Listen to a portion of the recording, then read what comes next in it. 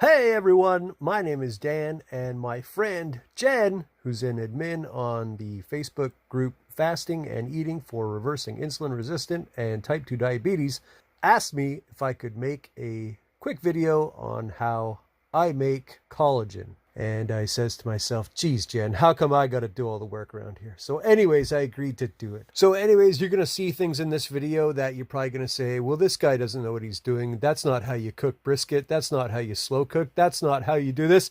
That's not how you do that. But I don't care what you think. This is how I make it. If you make it a different way, go ahead and make it a different way. If you want to smoke your brisket for 24 hours and let it marinate for 24 hours and rub dry stuff all over it and let it sit for 24 hours and smoke it again for another 24 hours and add salt and water and all this stuff, then you do it that way. But this is how I do it, okay? So first off, I just start with a plain old pot and a lid. That's it. I don't use an actual slow cooker, just a pot and a lid. And I turn the element up to medium heat. I just do this on a stovetop, obviously. So I turn it up to medium heat. It gets hot. I put in my meat. On this day, I was using oxtail, beef rib, and a little piece of beef brisket. Now, I don't add any water, and I don't add any salt or any spices or any sauces or nothing. I just put the raw meat in the pot while it's hot, cover it with a lid, let it get hot and steamy and bubbly, and then once everything's hot and steamy and bubbly, I will turn down the medium heat down to very, very, very low. And once it's on very, very low, the boiling will slow way down, and you'll get a very, very slow and gentle bubbling. And that's what you want to see for most of the duration of this.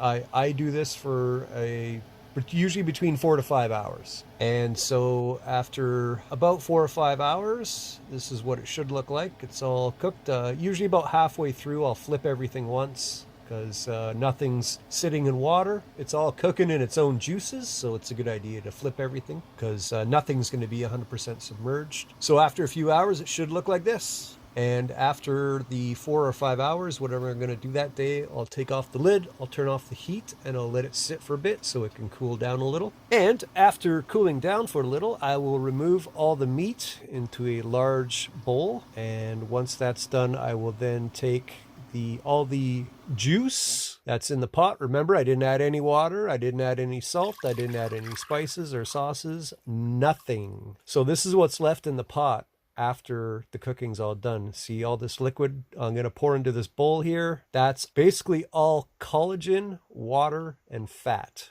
Naturally occurring water in the meat, that is, and steam, of course. And I'm going to let the meat and this bowl of collagen and fat, I'm going to let this cool off a little bit more. Don't want to put this in your fridge while it's piping steaming hot. And once it's cooled down a little, into the fridge everything goes. And what I will do is I will let this bowl of collagen and fat sit in the fridge for at least 24 hours. And what I'll do is I'll take it out the next day and I'll just kind of push down around the sides. You can see it's all white on top there. It's all solidified. That's the fat. The fat's on top. The collagen's on the bottom. And just going to push around the sides here and pop that out. Usually pops right out upside down, just like that. And you see you've got all the collagen on top and all the fat on the bottom. So you can just take a butter knife and just slice it like a pie. Just slice out little pie-like slices. You can eat the collagen, you can discard the fat, or you can eat the fat and eat the collagen with the fat. So whatever you want to do. I try to have a little slice of collagen with every meal. I usually eat 2 meals a day and skip eating for 1 day a week. So I can usually get a little piece of this out of my 12 meals in a week. And so I try to do slow cooking once a week. And so I'll try to make this little bowl last a week. And then by the time it's all done, I have another fresh bowl of collagen and fat waiting for me in the fridge.